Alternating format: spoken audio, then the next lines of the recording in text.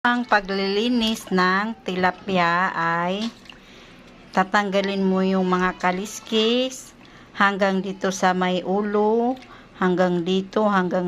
Yan, tatanggalin yung mga kaliskis para maano siya, malinis tingnan mga madam. Tapos, huhugas-hugasan mo siya ng asin para mawala yung lansa niya. Kailangan hugas-hugasan mo yan ng asin. Tapos, gugupitin mo yung mga palikpik niya. Kasi minsan, pag may nabibilihan ako ng tilapia, hindi man lang tinatanggal yung mga kaliskis ng ganun.